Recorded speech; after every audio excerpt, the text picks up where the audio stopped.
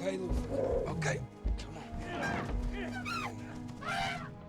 I know I do. Beautiful creature, we'll take care of your son.